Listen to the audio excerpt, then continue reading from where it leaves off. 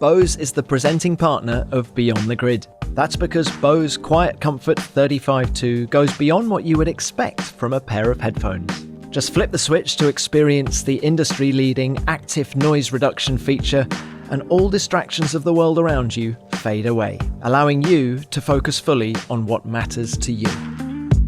Hi, I'm Johnny Herbert and you're listening to Beyond the Grid. Welcome along again to Beyond the Grid, your weekly fix of F1 conversation. I'm Tom Clarkson, and joining me this time is one of racing's toughest nuts, someone who still suffers pain on a daily basis as a result of the injuries he sustained in a crash 30 years ago. But he doesn't complain, and he never has. The man I'm talking about is Johnny Herbert. A Formula 3000 accident at Brands Hatch in 1988 defined his career as a driver. Everything he did before the crash pointed to him being a future F1 world champion. Everything after it left us wondering just what might have been. Despite suffering horrific injuries, this fighter still carved himself a long career in F1, and he famously won 3 Grand Prix in the 90s, 2 for Benetton and 1 for Stewart. But you sense there could have been a lot more, because as a young driver, he was held in the very highest regard. Nowadays, Johnny's still involved in F1 through his TV punditry with Sky, and he's still the same cheeky chappy with a quip never far away. That he's got such a positive outlook is a testament to his character, for his story is both harrowing and inspirational, and he tells it like it is. I hope you enjoy it. Well, Johnny, thanks for joining us on Beyond the Grid. Pleasure. We're chatting at Suzuka. Now, how much would you still like to be out there here at one of the greatest racetracks on earth? Would love it. Seriously, still like to be out there? Yeah, because I think it sort of stays in your blood. You never get it out of your veins. And if ever an opportunity comes up, I'm not going to go chasing for it. But if someone asks, do you want to have a go? Absolutely would love to have an idea of, especially these modern F1 cars, just to know exactly what they are nowadays. Well, what bit of that would be the most interesting to you? Is it horsepower? Is it brakes? Is it grip? I think it's the whole thing, because I think the grip level is obviously very high at the moment. The brakes, I would imagine, are probably quite similar, but with the extra downforce, maybe that's going to be slightly different. Although, if I go back to the very humble beginnings of my very first test in the old turbo cars, of course, the wings were massive, and you had a huge amount of drag. So actually, the braking was very, very powerful then, but it was all draggy. And of course, nowadays in a modern car, there's hardly any drag whatsoever. And then, of course, you've got the power units. That would be probably the most interesting thing, to see exactly how they drive from the whole acceleration point to the seamless gearboxes that they've got. But of course, then put that all together with the aerodynamics and the braking power. I would love someone to ask me to have a go. So someone, please ask me. Answers on a postcard. Yes, please. No, look, it's once a racer, always a racer, isn't it? That's kind of what you're saying. And do you think the job is the same for the drivers of today as it was in your day? Yeah. I think that the rawness of it hasn't changed. It's still down to the driver getting the best out of the car. They've got more tools available. I probably had a mobile phone.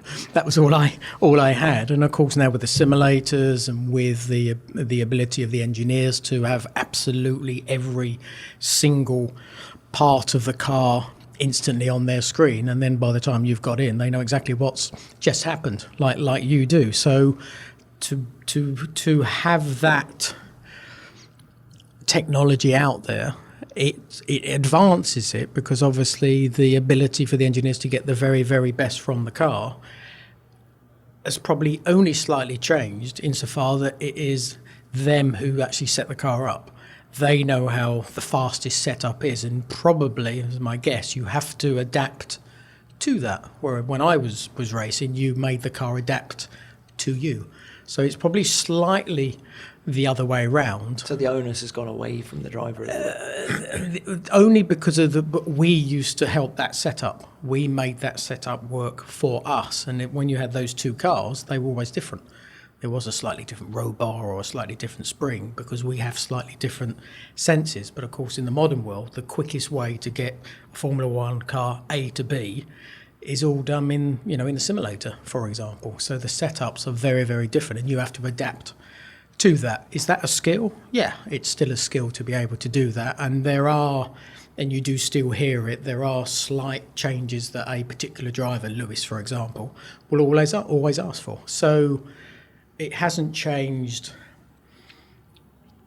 to a degree that the driver has no input. I think it just has less input than it used to be. So the good guys are still the good guys. Still the good guys and still get the best from it. Yeah. Yeah. Okay. And do you think this mob takes safety for granted? You've got the halo. You've got huge advances in safety since your day.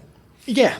Again, it's. Does that affect your attitude to how you drive as well? Well, it does. Yes, because if you do Suzuka of old, you were always aware that if you went too fast through a corner, you knew you was going to be on that curb, but you knew if you just popped a wheel off of that curb, you were on the grass. And once you get on the grass, of course, the car is going to get taken off, and the barrier was only a couple of metres away.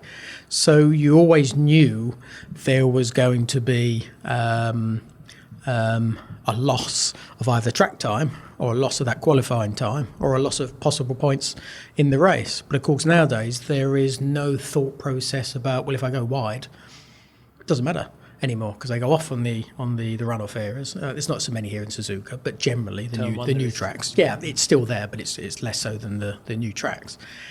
And that's a mental approach that has changed, and it's not their fault because when they've come into Formula One in the modern days, and like you said about the way the safety is, that's something that they've come through from probably Formula 3 to Formula F2 or even GP2 or whatever it may have been to get themselves in Formula 1. So that safety element is around them in the cockpit itself. It was around us, but there was then an edge outside that cockpit that was always ready to bite you. And that was a skill, being able to get on the very, very edge. I always try and explain like Nigel Mansell. His ability to get right on the edge, sometimes overstep the mark. But he was such a ballsy driver when it came down to sort of driving on that very, very edge. And that's a skill. You've got to have that ability to be on the edge rather than having an edge that actually spreads another 50 metres. That's not an edge. There is no edge. There is no edge. It's a very different mental approach. But what about the attitude that you can't hurt yourself? Do you think they're all... But that's part of it, yeah. Are they more aggressive with each other on the racetrack now than you could be in your day? I see, and actually there was a little shot I saw earlier today, which was me being overtaken, I think, by Jacques Villeneuve at the chicane.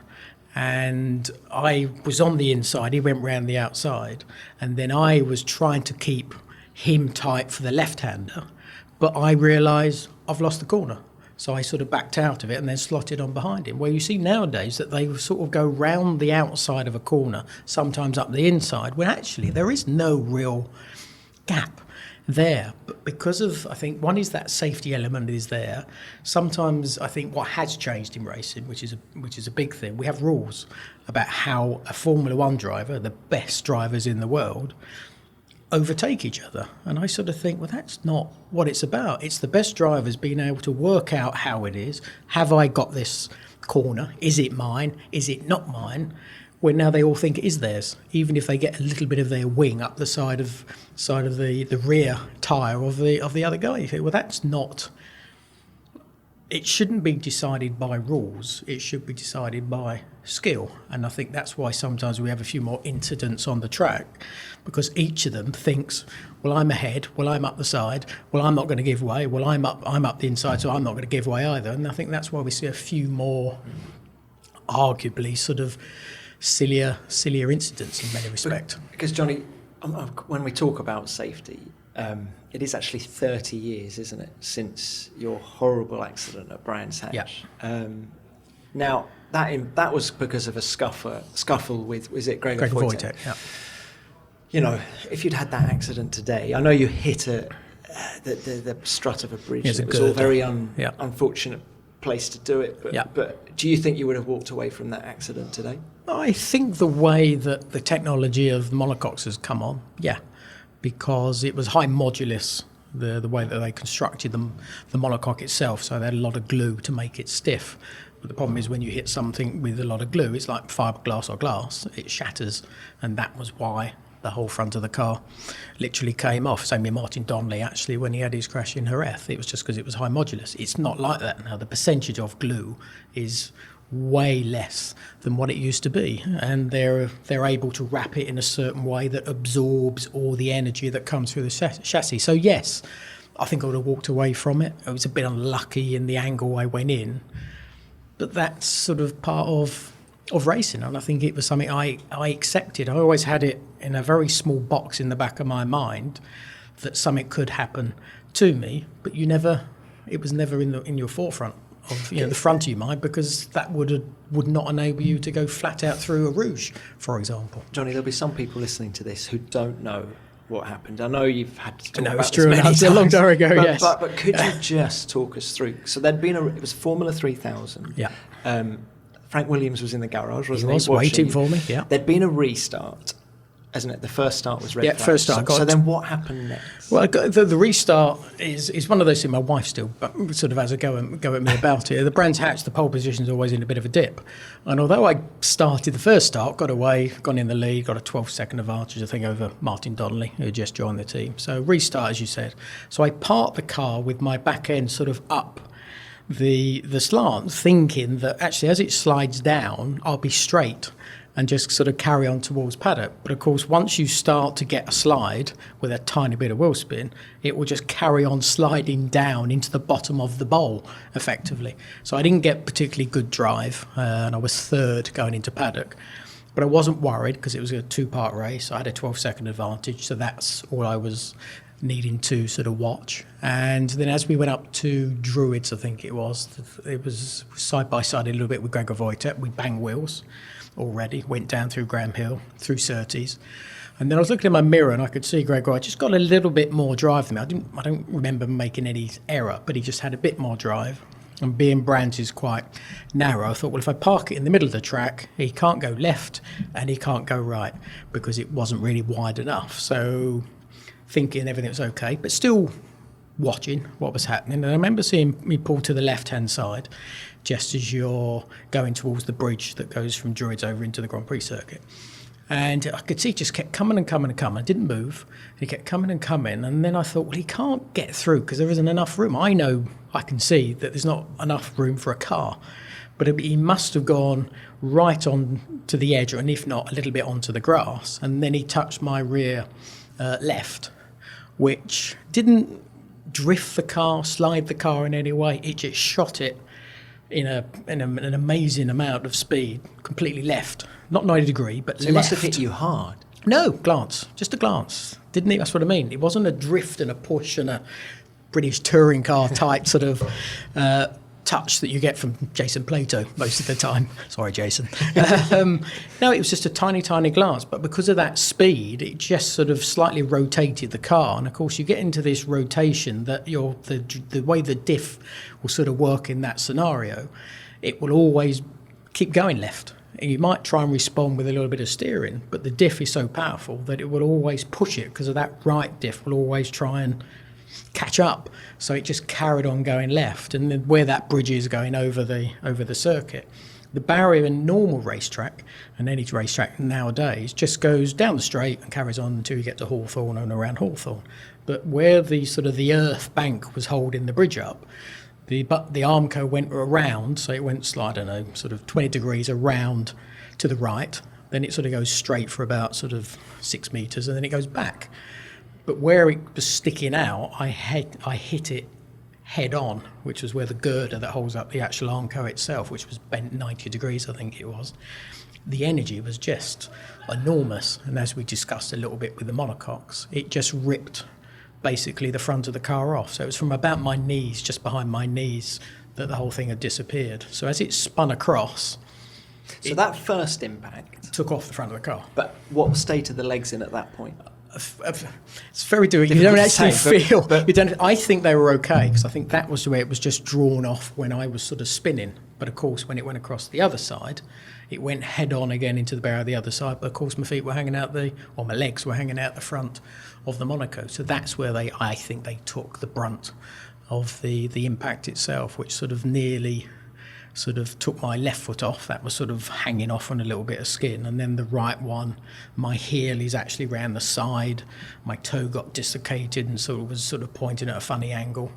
And my toes, I can only explain it. It does look a little bit like a monkey's foot. It doesn't really bend very much. So mono water skiing, I'm very good at that on that right foot. So that got more of a beating and a pounding, where the other one actually got literally sort of sort of ripped off, whatever that's called. So were you conscious throughout? Yeah. And so was in that sort of situation, what are you thinking? Well, initially, when Gregor hit me, and I realised the car was sort of yawing to the left-hand side, in my head I was going, oh my, but I only got sort of out, because it just happened so quick. I think it was about 161 mile an hour impact, something like that. So you don't have a chance to react. But I can remember the first impact, I can remember all the energy in my head moving forward. I don't really remember. I remember the feel of the spinning around because my eyes are closed at this time. Then I remember another massive sort of head-on impact and all the sort of energy moving and my body moving. Then it spins around and stops. And then I remember opening my eyes, and then the first thing I noticed was I could see the trees through my monocoque. So as soon as I saw that, I remember sort of putting my head back and going, knock me out. Because I just realised, I thought I'd lost my legs from my knee down. Because I couldn't see my legs. I could only see my top of my knees. So my first thoughts were, legs are gone. And how much pain are you in at this point? Nothing. So the body's absolutely an amazing thing. Amazing, powerful thing that it can just take away all that normal pain that came sort of a couple of days later away. It's amazing how it does that. So there was nothing that was giving me any ideas of actually, no, you've still got your legs on and your foot is actually still on the left-hand side, but it's losing a lot of blood and it's badly damaged. No, I had no clue what was going on, except when a marshal turned up. I remember him putting his head into the cockpit, "You okay?" Then he went to the front of the car, and then he was almost sort of gagging sick at the front of it.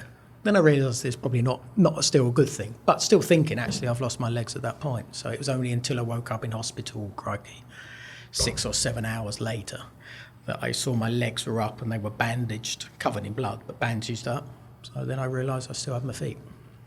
Guys, I mean, Johnny, do you still, when you tell that story now, does it still send a shudder down your spine? Because it's certainly doing that to me listening to it. Or have you just totally come to terms with everything that happened? Well, come to terms with it. It was a bloody good crash. And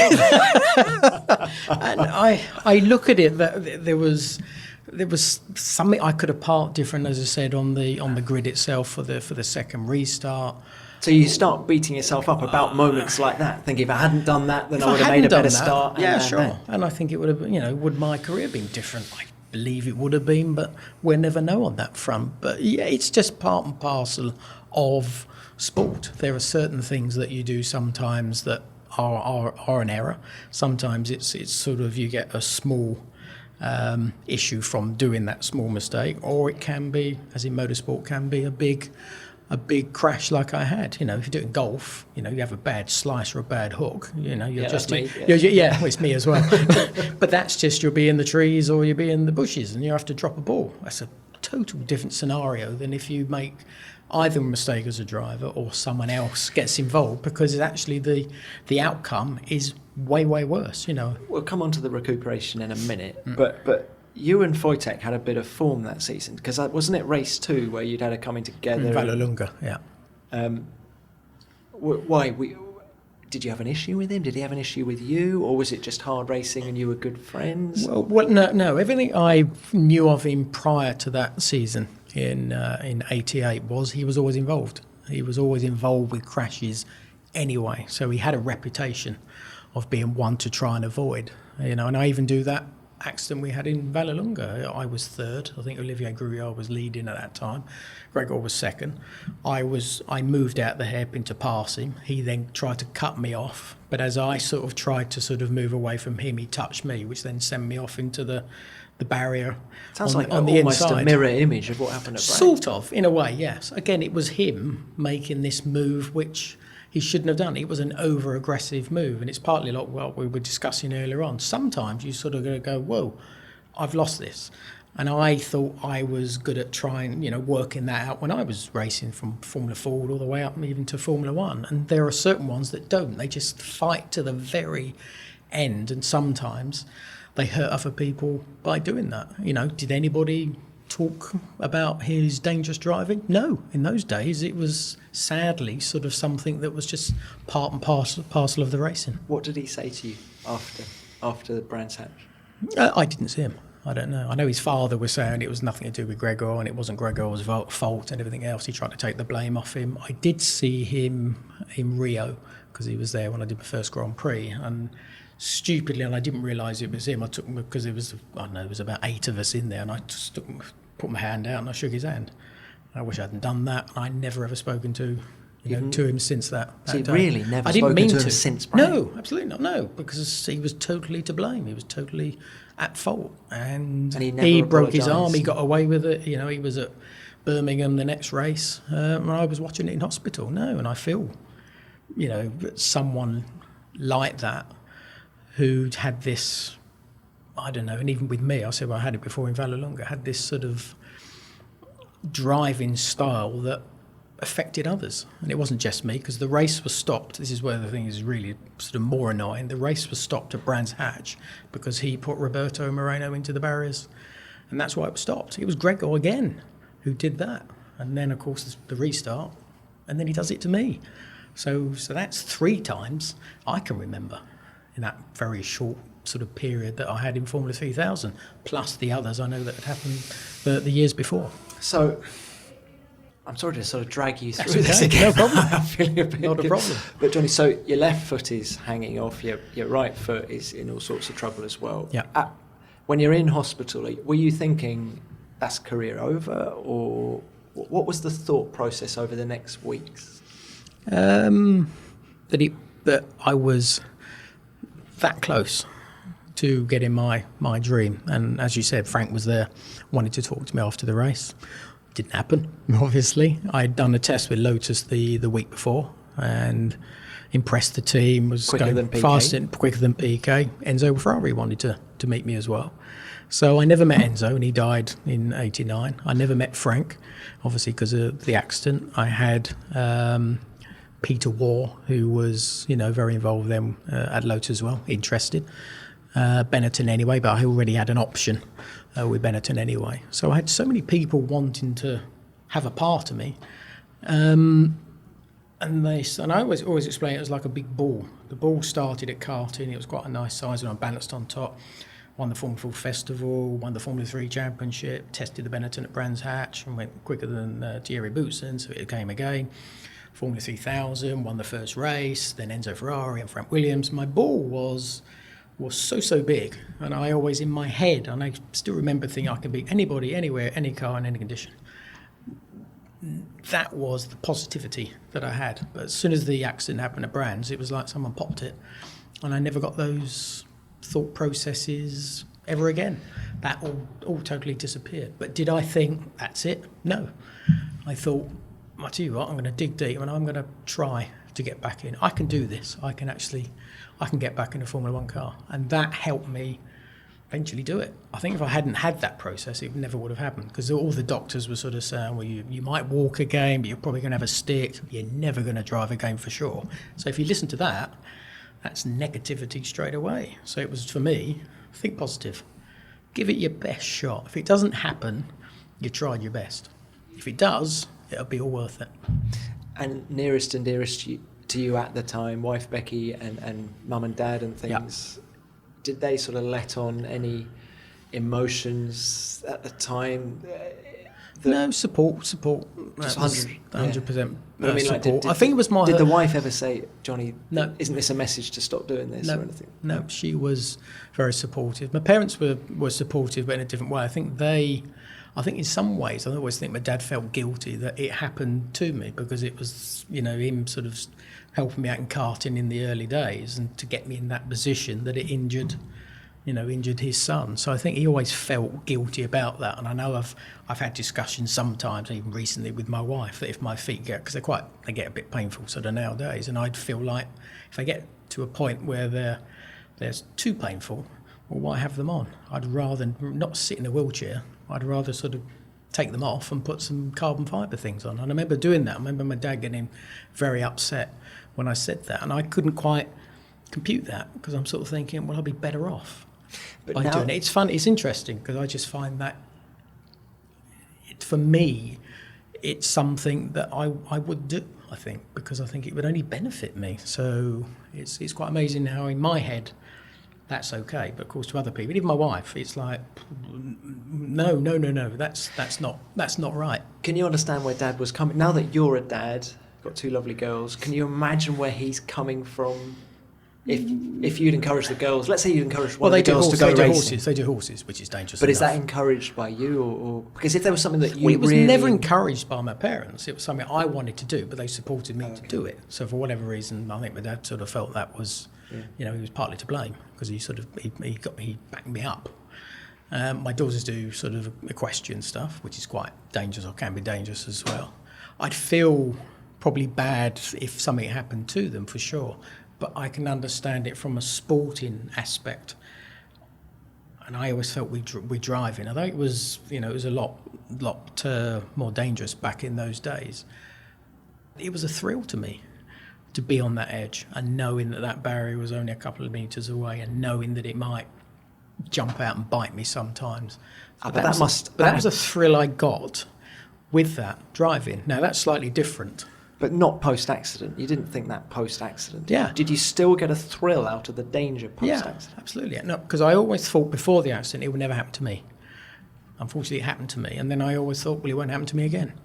Lightning it could have done, but I knew that's twice. That little thing I said I put in the back of my head. I knew it could, but that was if I thought that, I'd stop, because you can't drive those beasts of machines on the edge thinking, I've got to back off through this corner, because as soon as you do that, all the other guys behind are just going to go barreling past you, and you'd be thrown, kicked out of the sport, because you wouldn't be sort of, putting yourself in that position where you're going to be sacrificing speed for yourself, but also for the team as well. So nothing changed on that mental side. A little bit later on in my career, because I felt that my feel was not as it needed to be. They did sort of actually get a bit worse towards the end.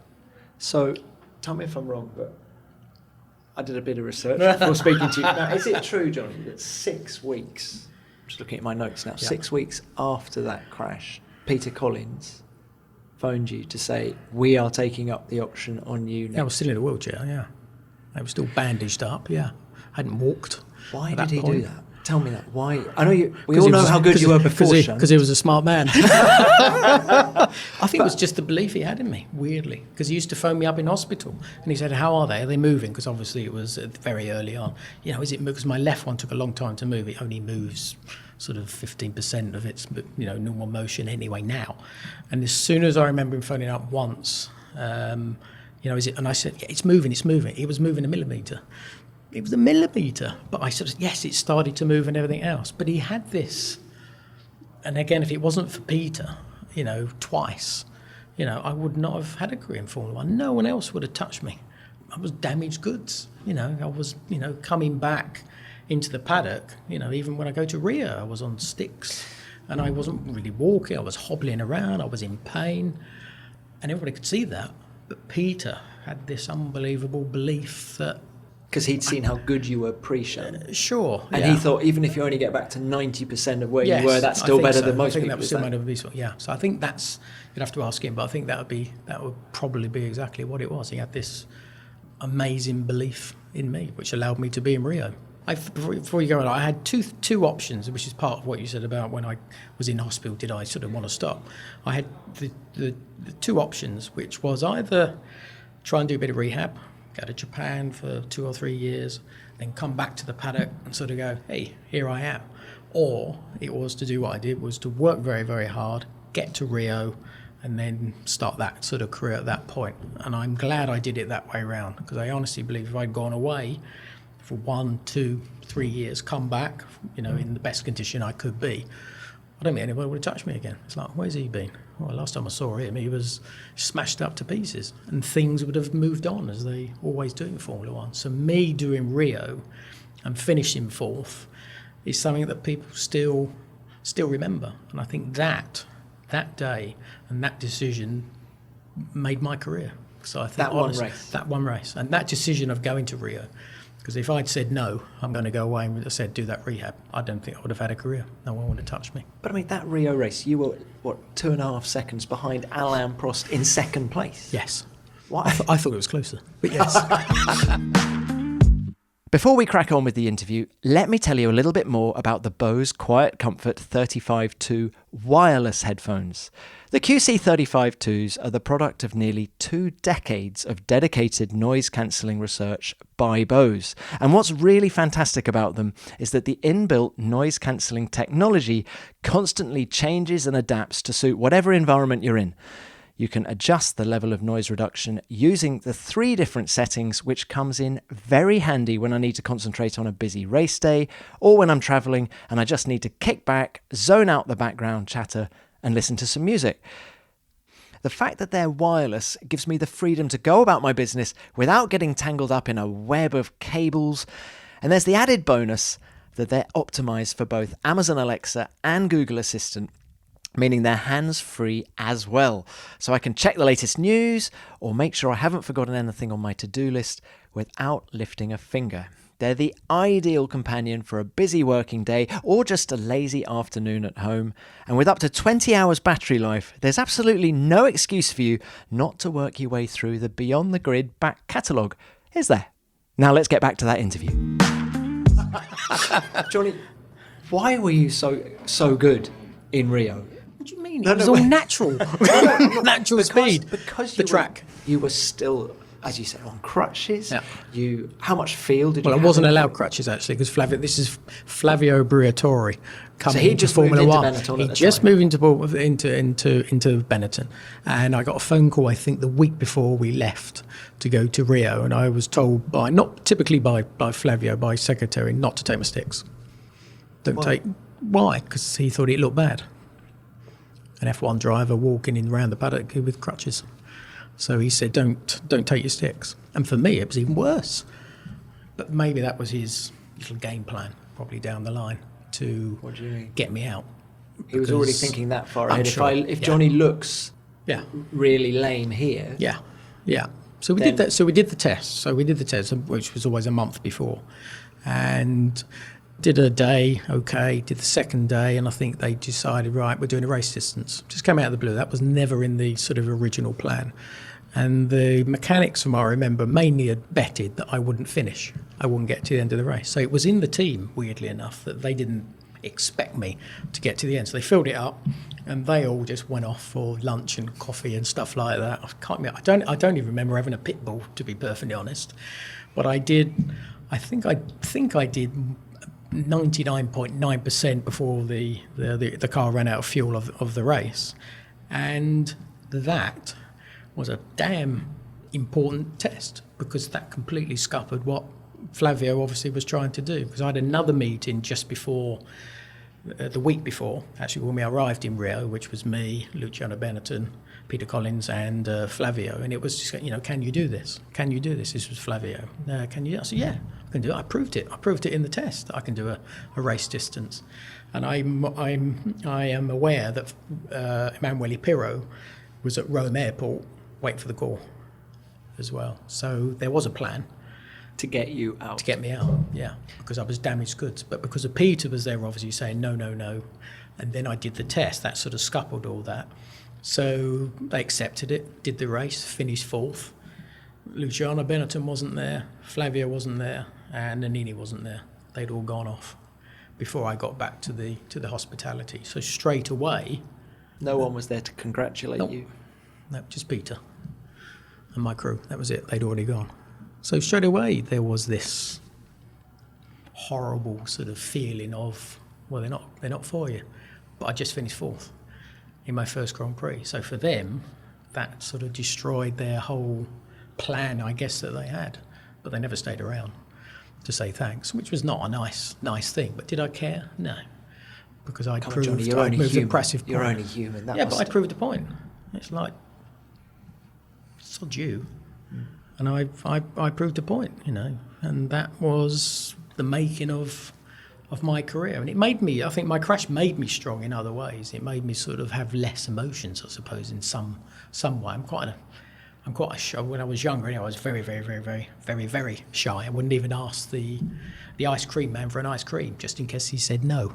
Stupid, but that's how shy I was. So karting and motorsport sort of brought me up, but the accident did make me a lot tougher on the outside because you're dealing with pain as well.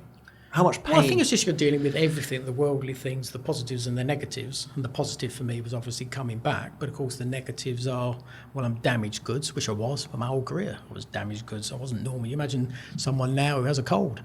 That's a big deal nowadays, just a cold. And I sort of chuckle at that. So things were just... You've been swimming against the current. Way. Yes, but it made me strong because of that. Because it just made me invincible. It's invincible. No, I had that before the crash. I never felt invincible after that. As I said, I can beat anybody, anywhere, and anything else. But to try and bounce off that sort of negativity that came early in my career, and I think sometimes that's positive. I always remember Jensen when he was at Benetton and the difficulties he went with Flavio. In some ways, that's a good thing. So I think it made him stronger. Latterly, I think it did me anyway. So in those early days when you've come back in that, sort of 89 season, how much pain were you in inside the car? Well, I learned one thing in Rio, and I can't remember what turn it was. I think I did 1, 3, 4, 5. I think it's 5, and it's basically there's a hairpin that goes onto the back straight. There's a left-hander that goes into the hairpin. And there was a massive, again, in days when there were bumps on tracks, and there was this hole that was in the track. And every time I came out the pits, I used to hit this bump, because you could never miss it. It seemed to be the whole width of the track. As soon as it hit it, my left foot, which was like that, it was like I don't know. You're holding up a big ball. A great big ball. It's a very big ball. Not a ball. The left it's one a was... football size. It's not football size. It was a slightly deflated football, I suppose. Like a melon. Something like a melon size. And my ankle used to really, really swell up. But when I went through that bump, it used to sort of knock against the monocoque, and I used to scream my head off in the car, and it would sort of ease off, but you'd come around the next lap, hit the bump, it'd touch the side again, you'd scream again. So I was in a lot of pain. So then I thought, well, how do I get around that? How am I going to get rid of this pain? So I thought, well, I'll give this one thing a go. So came through, first lap, came up to the bump. I relaxed my left foot completely. So it's not really even going to touch the clutch pedal at that time, when we had clutch pedals on the foot. And when I hit the bump, I just let it sort of do its own thing. So it smacked itself against the side of the monocoque because I just let it go. Screamed to high heaven, but it went over the pain threshold. So I never got the same pain for the rest of my runs or race or whatever it was. So it was just finding ways of overcoming the pain, for one, but overcoming, to heel and toe. Everyone sort of heel and toe, you sort of brake and you rock your ankle. And could you do that with your right foot? No, I couldn't rock my ankle because they're locked. Both of them, left and right. So did you just lock up the rear wheels every time you went down? No, I had to find another way of doing it because I used to do the brake pedals. That basically the brake pedal would go slightly, stop slightly before the throttle. Then I'd roll onto it, and then I could do my heel and toe. But I couldn't do that because when the brake pedal stopped, sort of like that, my ankle didn't move, so I couldn't reach the throttle. So then I had to adjust the brake that went past the throttle. Then I could actually do it with my sort of heel. I could blip it that way. So I had to find other ways of doing that. But of course, when you do the brake that goes past the throttles, you could collect the throttle when you're going down. So it was all things I had to adapt to be able to do the shifting as we had with the stick shift. So there was all things. So the pain thing was enormous, but I had to find a way of overcoming it and going through the pain threshold helped. And then Was there any medication you could take? Lots of Nurofen. It was mainly Nurofen that I had. I didn't have paracetamol, which I think I was allowed to have at that time. I didn't realise. So I had lots and lots of Nurofen. So and I before- think if before I'm a race? correct, and it was stupid why I did it, but it was just in my head. I'm sure on the Sunday of the race I had 12. You had 12? Absolute 12, which is stupid because you shouldn't go that extreme, and it didn't do anything anyway. So, but I'm sure it's 12. It's in my head. It was 12. I had a lot. I do remember that. But I had to. Yeah, don't please don't do that. No. So I had to do all that. So there's all that going on. You know that when a driver drives, all he should be thinking about is driving. But I'm thinking about the driving. I'm thinking about the pain. How am I going to get over the heel and the toe in with the gear shift and everything else? It was a lot to cope with. And that pain that you were talking about, I never told my wife until I retired, because I didn't want her to sort of worry about me. I couldn't tell Peter, I couldn't tell anybody else. So I had to deal with that as well. There was so much I was having to package to control all those different variants, things that I had. But that's what I wanted. I had the desire to. But that was only that. 6 months after the crash. Yeah. Did the pain get easier 1 year, 2 years, 3 years later, or was it always there? It moved. And I only say it moved because the left foot that was hurting in Rio, that sort of eased. So the swelling eventually went down. I used to get some infections in 91, 92. I think the last one I had was 91 actually, which was when I came to Nippon here in Japan.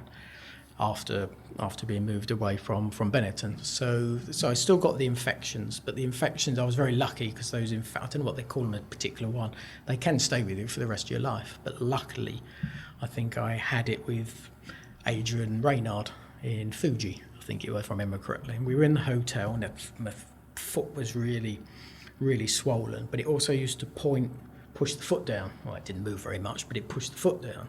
But because it's an infection, it was bloody painful just to put any weight on it. And then I remember it used to sort of come up like a little blister on the side of my foot. And I remember scratching it away, and then it burst and all came through. And this was where I had my first blade of grass come out, which was about a centimetre long. As it popped its head out, and I remember pulling that out and then squeezing. I remember Adrian Reynard came in to help me because he used to squeeze my ankle, and then all this pussy stuff used to come out, so we had to sort of mop it all up. So I had that 3 times, I think, during that 91 year in Nippon, and then thankfully that disappeared. So there've been things like grass in your body, rubber come from my heel out the side of the for heel 3 and years. Stuff. Yeah. It was like 91 was the last, I think, bit of grass I had. I think I had 1 piece of rubber come out after that. That was it. So it's amazing what the body does, how it sort of cleanses itself, if you want to class it that way. I'm also amazed, though, that psychologically you weren't afraid of hurting your feet again. No, but that's that mentality I think racing Lightning doesn't drivers strike have twice, anyway. you said that, but I still think it's extraordinary. Yeah. I think some people can't understand. I think a lot of people can't understand the guys that go around the Isle of Man, for example, knowing they may not go home. But it's that buzz and thrill that you get from, as I said, being on that edge. And that was something I continued to have. I still had the challenge. I suppose it's challenge as well. The challenge I had before was one thing, and the challenge I had after the accident was something completely different. It was a tougher challenge than the one before because it was a lot more natural than it was afterwards. It was a bit unnatural in many respects, but the challenge was still there, and I think that drove me. Did it get easier, the dawn of semi-automatic gearboxes and things like that? Did that make your job easier because you were relying less on the heel and toeing? No, sure. Yes. The only thing it probably did, I remember in the latter part, was I still don't have the full normal strength that anyone else has. I still can't really stand on my toes, for example. My toes don't really bend very much, but I still really can't stand on my toes properly, which you still need for sensitivity when it comes to the throttle and to the brake. But it's also the brake pressure. I always struggled initially after the accident, and that's no surprise that I couldn't really push on the ball of my foot. Actually, I remember Monaco, when I got to Monaco, I actually did it on my heel. because the monocoques were quite deep, but you've got no feel whatsoever at all. So I'd probably get 2 corners out of 20 corners right, and that doesn't do you any good. So I've always struggled on those types of tracks. So later on, I still didn't really have enough strength, and the way the car sort of developed with the semi-boxes and everything else, braking became bigger and bigger, and that's where I probably lost most of my time and sensitivity and stuff. So that's where I probably started to struggle a little, when you look at the data, more. Yeah, it was blatant, was it? Yes, yeah. For me, it was blatant.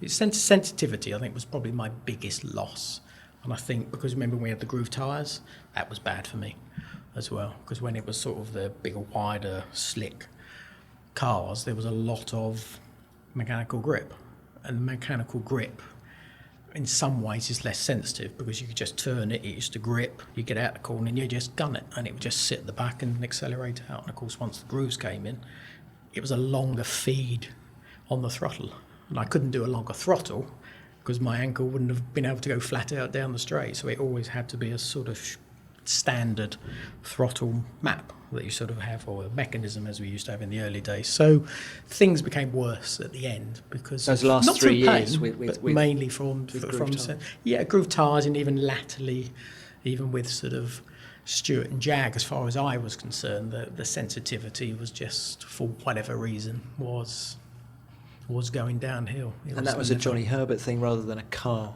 thing. Yeah. Well, the groove era was bad for me. I think it was just latterly when the sensitivity needed to be just a little bit higher, when the engineering became bigger and bigger, and you was almost like V in the corner. I couldn't V it very well because the sensitivity just wasn't there for the braking and then the pickup of the throttle as well. So I just struggled to get it. Now and again it came right, and it's something, there's one race, and it still sticks out like a sore thumb, where all that sort of positivity of being in the cockpit, feeling all the rubber underneath you, to the grip that you get on the track, to how you fed the brake, the throttle. I never felt that in the whole of that F1 career. Did before the Formula One, in the tests I did in the Benetton and the Lotus, for example, and 3000 and Formula 3. I always remember Formula 4 braking right on the very, very edge, stick shifting and feeling you were right on the very, very edge. And there was one race, which was Malaysia 99, where I had all that. I wish I knew why, because I don't know why. You still don't know? You've thought about it a lot? Still don't know why. And it was just as it was beforehand. And of course that was groove tyres as well. Yeah, and I just got it once. Weird. Once in 161 once. Grand Prix. Yeah. Annoys the hell out of me. It really does, because it was there. Now, why was it there? So I don't know, it's how the mind is, how the brain works, I don't know what it was. Horrible. And maybe it was the positivity of the Nürburgring. I don't know. That was the race before, right? That was the race before. So you just won the European Grand Prix for Jackie Stewart. Yes, and then went to Malaysia, and that was, for me, my best race. Finished fourth. But it was a strong race, but it finished fourth. Well, look, we mentioned race wins there. You won 3, a couple in 95, and then of course that one with Jackie. Which one stands out? Which was your best victory? Well, I'm very lucky. The first one's always special because it's your home Grand Prix Silverstone. Monza's nice because obviously the history, and that one probably stands out more than the others just because of Flavio. And of course it was nice, Monza, and it was nice obviously with being with Stewart and their sort of only Grand Prix win. Silverstone is the best one. It was... I was there. I remember the cheers and the... It was lovely. Yeah, didn't hear them. I didn't hear those. Not like Nigel, but I didn't hear the cheer. Could see it all waving and raving about. I was fortunate with what happened, obviously, with Damon and Michael, but that's racing. That's just the way it goes sometimes. But yes, just to be at your home Grand Prix just is something special, because everything from Formula 4 and Formula 3 and 3000 as it was, you'd been there.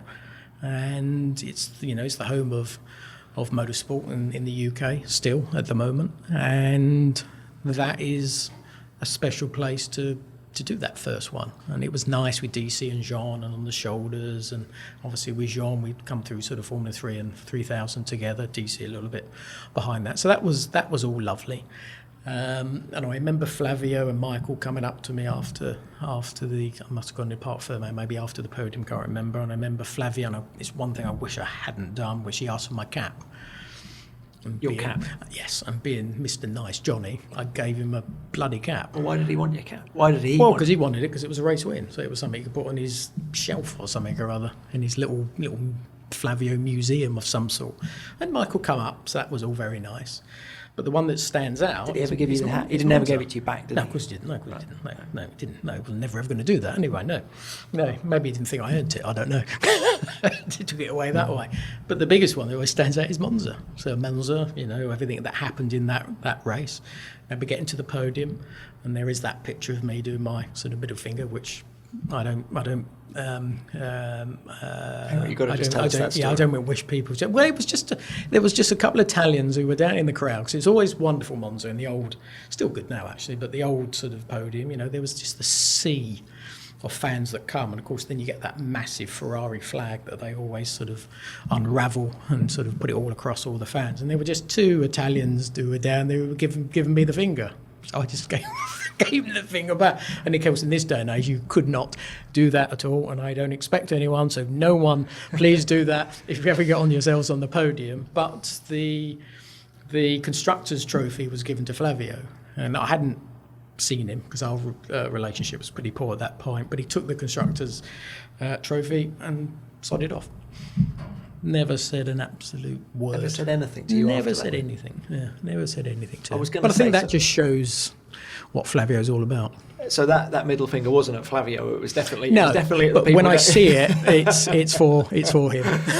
So I was actually going to ask before we got into the whole Flavio chat. Yeah. Who was more pleased when he won a race, Flavio or Jackie Stewart? And I think I don't need to answer that question. No, exactly. No. But it's an extraordinary thing, isn't it, that Flavio in didn't want you to race for him in '89. Yeah. Made that clear. So they how did you end up racing for him again in '95? How did that work? When in '94 Benetton were trying to get mainly the constructors, I think the drivers was obviously something that was going their way with Michael, and Jos was there. Jos Verstappen was sort of maybe not doing what Flavio wanted. So obviously I went to Ligier for Jerez when sadly Lotus all went a little bit pear-shaped. I beat Panis, which was great, and then there was a test at Barcelona for Ligier for me. So I turned up, and then I went into the Ligier garage, and they all looked sort of, "What are you doing here?" And I said, "Well, I've come for the test." "No, you're testing for Benetton." So no one had said a word before I'd even got out to the test, and I tested for Benetton that day, and then I went to Suzuka. We just need to explain for people who don't know that. So Benetton and Ligier were owned by the same people, weren't they? Tom was involved with that, but he was involved with Benetton at the same time. But it was more Tom's team. But because of the race had gone so well, they were wanting someone, myself, to help them in the constructors, which is why there was that sort of quick changeover. How was Flavio to start with? Flavio was typical Flavio. Even from the outset? From those two races I did in '94, it was okay. I remember I aquaplaned, crashed in the rain. I think it was in third, and then it really threw it down with rain, and aquaplaned and went off. Then Australia, I can't remember what happened in Australia. So anyway, we sat down talking about for 1995 that this is a team, and it's important that you're part of that, and then we can help each other. The constructors, which they hadn't won in '94, is very important for Benetton to be able to achieve, and I think you can help in that, and that as a team we can do this together.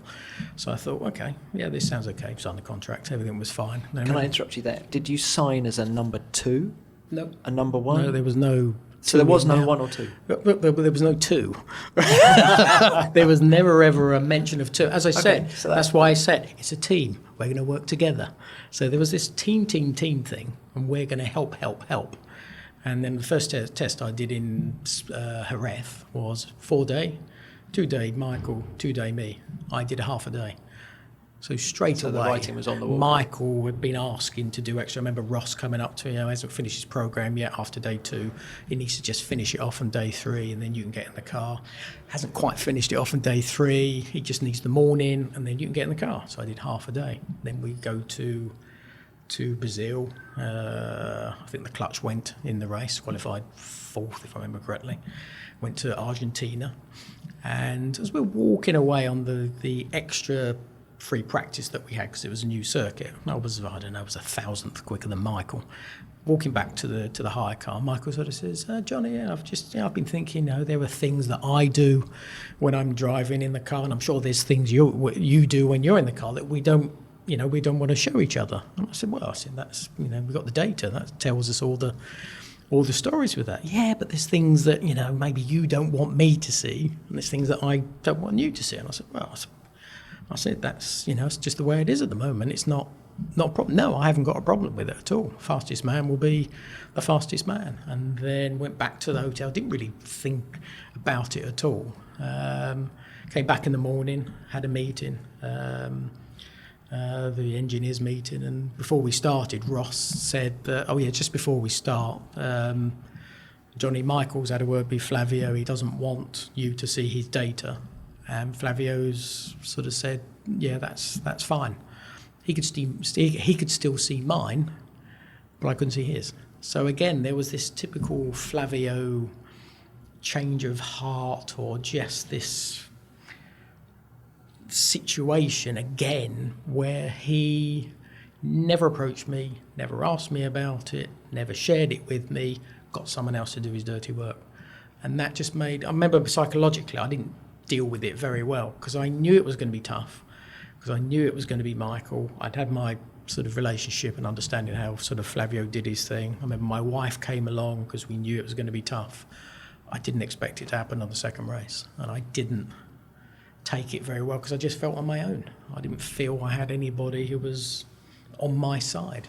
And just a word on Michael. Obviously, he was playing every game, every game he could, as you expect, as you'd expect, as you say. That's almost a driver's job. But was he as good as you'd expected him to be, just in terms of his pace? What stood out about Michael Schumacher when he was in the car? Yeah, it was the raw pace. It was that sort of, I don't mean this in a bad way, that arrogant belief that he had, because there was a certain persona, the way he sort of portrayed it, and to me it was sort of a confident arrogance that he had. But in the car, you have to say it was pretty dynamite what he was able to achieve from it. There are things that have sort of happened, from what happened with Damon in '94 to Jacques in Jerez, the parking in Monaco.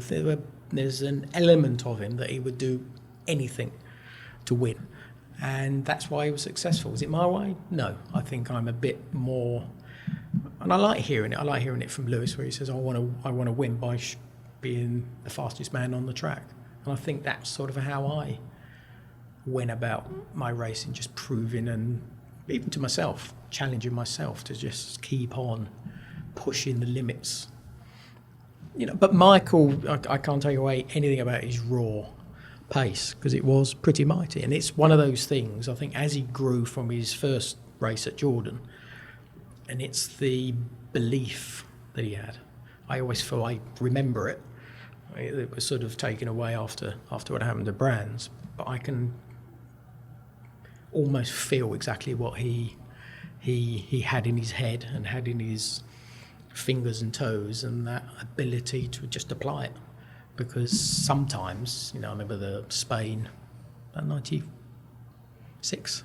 It was awesome. In the rain. Awesome rain, yeah. The car wasn't particularly good either, but he was just absolutely brilliant. So, he was always able to do what the greats are always able to do, is dig deep and grab a pole position or a race win from sometimes a situation that you wouldn't have expected it. And he was able to do that, like an Ayrton was, like Damon did, to be perfectly honest, in his championship winning year. I remember here in Suzuka doing his best, as he says, his best lap ever. So Michael had that ability to do that as well. So, but he also was very, very good, and good on him in many respects, of sapping all the energy from one side of the garage and filling his own with that healthy air. So Johnny, looking back on it all, God, we could talk. I could talk to you all day. I'm just loving. We've got to do it. We've got to do sports cars. I'm doing it. But Johnny, looking back on it all, what is your proudest achievement in Formula One? What are you proudest of? Getting to Rio. I think getting to that very first race that was so important for my Probably for my head, but mainly for my career, because that pain that I went through, because we never really discussed that, sort of going to Falkirk with Tony Mattis, who used to look after Nigel and Keggy Rosberg a little bit, into his clinic, and working there and walking up the mountains on the sort of the lower side of the Austrian Alps, up and down every day, and the biggest pain I've ever had in my entire life. But it was something that I knew I had to do, and I knew if I pushed myself, there was that chance that it was going to happen for me. I was already aware of it, but the chance of actually being successful, let's say, driving a Formula One car in Rio was just the perfect weekend for someone who had gone through a hell of a lot, but had that inner strength to push themselves beyond the normal limits of sort of being a human, because it was just way beyond anything I can sort of explain. The pain was just so much, but it just proves that if you push yourself, you believe enough, that you can achieve. And I think by doing what I did achieve. I don't think we're going to see anyone like me, probably thankfully in many respects, anyone like me again, because though the safety things have changed, I don't think if anybody went through this, I think Robert maybe is something similar, slightly different scenario. I'd love to see it. I don't think we are, from what I can feel at the moment. But considering how battered I was, it was, if I say it in my own words, pretty impressive in many respects. But would it have been different, as I said? I think it would have been very, very different. Would I have been world champion? I believe I would have done. I think I was good enough before. Am I disappointed I didn't? Yes. But for me, there's a reason why it didn't quite work the way I wanted it to, because everything from a Lewis to a Senna to a Schumacher, a Hill, a Lauda, a Clark, Stewart, all those greats that we've had, it was pure natural ability. But once you're scarred, your natural ability sort of vanishes. So I was scarred, but fought and dug deep. And was it worth it? Did Formula One live up to expectations? The pain you put yourself through to get back there, to keep chasing the dream, was it worth it? No, only joking. Yeah, of course it was. Of course it was, because it had been my dream since I was 10 years old and I was karting in Tilbury Docks. I wanted to be in Formula One and fight for race wins. Probably I didn't think of a world championship back then, but that sort of came when I got closer to it. And yeah, it was definitely worth it, because, I achieved those 3 wins. I finished 4th in a world championship one year in 95. It was nice to have that sort of final win in Stewart as well. Something, as historic as Jackie Stewart. But I think what I meant by that, Johnny, is that from there on, there was going to be a sense of frustration surrounding your career as to what might have been. And sometimes is it overwhelming when you think what might have been, and perhaps if I'd just walked away, and people's memories of Johnny Herbert would be as the guy who could have won however many world championships. And yeah, I still get that now. I still hear about, what could have been. If that hadn't happened, then he would have been a different person. I'm sure world championships would have been there. As I said, we never know, sadly. But it's nice to have that still around. There are still even youngsters now and again, which surprises me that they're sort of aware of what happened, what I achieved, and probably why I didn't achieve more, because they're sort of aware of it. So it's nice, it was 18 years ago the last time I was racing in a Formula One car, and of course the accident was 10 years before that. So it was a long time ago, in a total different era of when accidents did happen. Sometimes there was not a nice outcome, but it's nice that people still remember that and still sort of have this belief that if it hadn't happened, things would have been very, very different. And it's nice to still have that. And the final thing is, you're obviously working now with Sky as a pundit. And yeah. Are you enjoying that whole process of talking about Formula One? Do you still enjoy being around the paddocks, talking to the drivers? Yeah. Does it in any way replace what came before? Well, it doesn't replace it for sure. I find it tougher than when I was driving because it was an hour and a half of fun, and then you'd go home. Where this thing, it just goes on all day and every day from a Friday to a Sunday. So some of your opinions have got you into hot water as well. Do you remember a couple of years ago when you told Alonso he should retire? Or Absolutely, like I was right eventually. Have you told him I was right? No. I haven't said it. No, we get on okay now, which is great. So yeah, that's part of the enjoyment factor of it, because I think the main thing I enjoy is watching what I see on track, knowing how edgy drivers can be when it comes down to sort of that racecraft. Know that when they're lying, because we all have been in that situation. We all know when we might stick our elbows out that little bit more. And I like looking at that and talking about that. And do you go easy on the drivers because you know that they know what you know, and therefore do you find yourself just being a bit easier on them? I'm not always. I think I'm, as I said, like the the Fernando thing. I just felt in the situation he was in, it's awful to see a guy like that with all that talent being wasted away. And when he was on the radios, saying these things about the engine and everything else, I thought, well, that was not someone really in the right mindset personally, because I think that's not what we go out there to do. We go out there to go as fast as we possibly can. And I know he works in a different way. He's very tough, very much wanting to push the team and the engine manufacturer to the very, very edge to try and sort of get him the best equipment that he can, which is what the Sennas of the world and Schumachers of the world and all those greats in the past have always been able to do. And that's why I was sort of outspoken at that point. And again, a bit like what we've had with the team orders. I'm not a fan of it. I don't think it's right. And I feel very sorry from the drivers, the sports perspective, where it should be left to the drivers to do the job that they're paid for, and they show why they are the best. That's why they're in F1, because the team thinks they are the best. Well, if that's the case, let them do it themselves. Don't get involved. I was never happy, and I was very uncomfortable what we had in Abu Dhabi with Lewis and Nico, where Lewis was trying to back him up. They were telling him not to. He sort of went against it a bit, but then he sort of, did sort of not back him up. And I think that's something that should be sometimes said at the same time. A driver is, as I said, is sometimes in a lose-lose, which I think is very, very unfair when we're taking the risks. Well, Johnny, thank you so much for your time. It's been great to catch up. I think after that last comment, should we go and have a cup of coffee at Mercedes? Please, let's do that. Johnny, no problem. Great to chat. Thank you so much. And you, thanks.